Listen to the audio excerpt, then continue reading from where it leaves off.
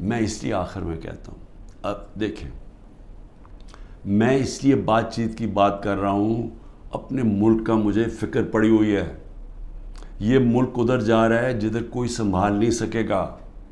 میں اس لیے یہ کہہ رہا ہوں کہ ابھی بھی ٹائم ہے بات چیت کرنے کا، اور بات چیت کرنے کا یہ پی ڈی ایم کے لوگوں سے کوئی فائدہ نہیں ہے، کیونکہ ان کے ہاتھ میں کچھ نہیں ہے. یہ تو ڈرے ہوئے ہیں کہ سارا وقت جی عمران خان کو ملٹری کورٹ میں. سوچیں کہ ڈیموکریٹس بھی کہتے ہیں کہ جی کسی کو ملٹری کورٹ میں ٹرائی کریں، کیونکہ اتنے ڈرے ہوئے ہیں الیکشن سے. ان کو پتہ ہے الیکشن میں ان سے کیا ہونا ہے. تو میں صرف اسٹیبلشمنٹ آرمی چیف سے بات کرنا چاہتا ہوں کہ ابھی بھی ٹائم ہے، یہ کورس کریکشن کریں. یہ ملک جس طرف جا رہا ہے یہ آپ بھی نہیں، کوئی نہیں کنٹرول کر سکے گا.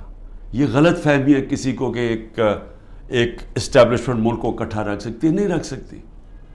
ملک کو ایک ڈیموکریٹک پارٹی جس پبلک کے اندر روٹس ہوں وہی ملک کو اکٹھا رکھ سکتی ہے، اور پھر ہاں دشمنوں سے پروٹیکٹ کر سکتی ہے ہماری پاکستان کی فوج.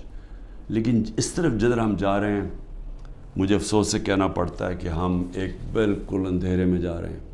اور میں پھر سے آج صرف اس لیے کہہ رہا ہوں، کوئی مجھے کسی سے کسی چیز کی ضرورت نہیں ہے، وہ کسی سے کوئی مدد نہیں مانگ رہا.